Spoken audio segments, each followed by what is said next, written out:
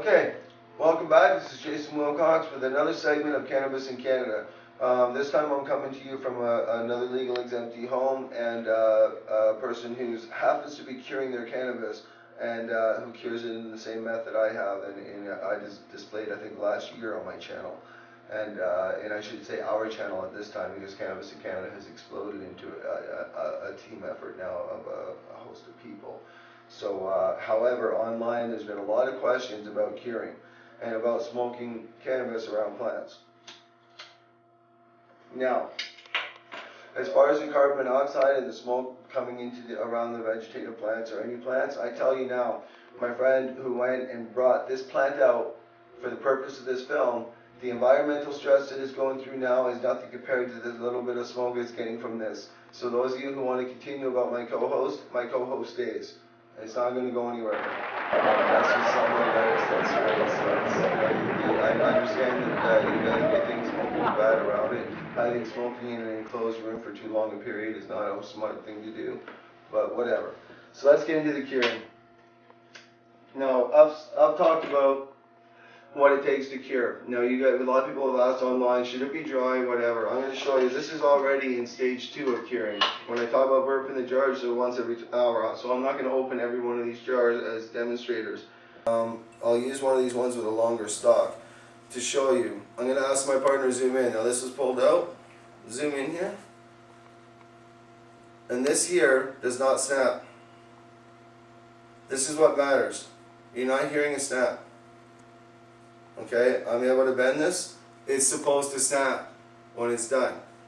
Now what happens in the curing process is that when you go in here and you cover the top and you close it again, down here the humidity rises inside the jar. It actually works like a vacuum. It sucks that center juice out of the stalk back into the bud, thus making it kind of this soft squishy. Again, I'll open this up.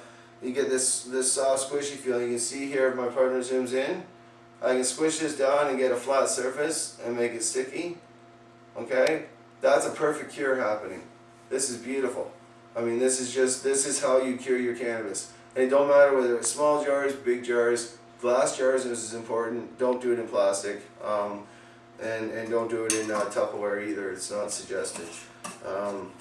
I know a lot of people store that way and say it works for them. I suggest trying it this way and then decide, especially after an organic crop like this one, where you can smell the terpenes when you open the jar and you're just like, wow. And I'm going to get back smoking my co-host. So for those who are curious, again, here's an example. Yes, it's wet when it goes in the jar.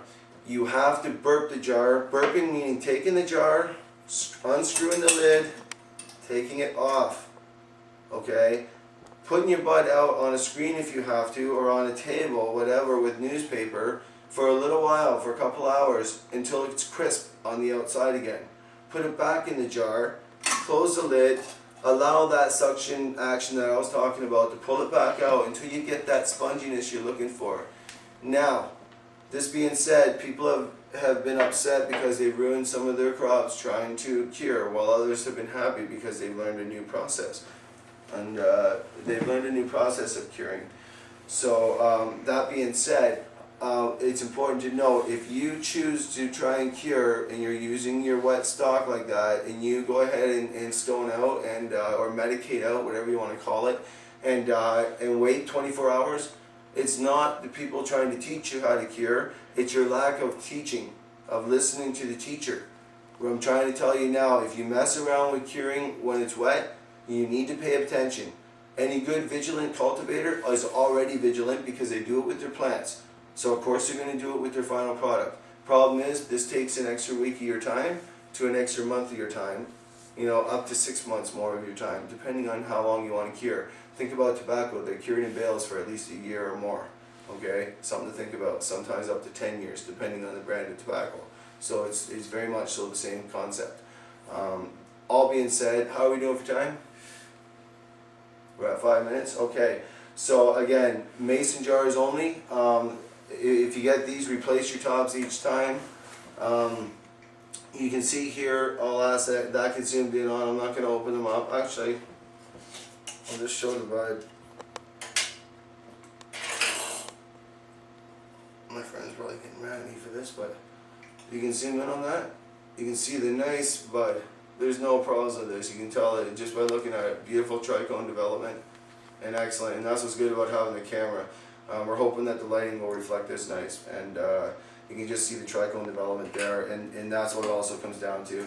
A good medical grade harvest. Okay, I'm smoking here, I'm not coughing, I'm not choking, but I can tell you I'm feeling pretty medicated. It's a nice indica strain, nice strong, this particular one anyway. I'm not sure, you can tell the different strains by the color. See, this one's a little darker, and it's not darker because of nitrogen, it's darker because it's a different strain. Some strains have different hues, and we have to remember that, just like purple hues and so forth. Anyway, I wanted to touch on that curing. I haven't touched on curing in over a year. Now we're seeing success happening in different places and with different advanced growers. So I just wanted to point that out and say I hope that that helps to solidify some of the questions that have been asked to me, because they're becoming repetitory. So I respect y'all, love y'all, and we'll see you in the next video. It's Jason Wilcox signing out.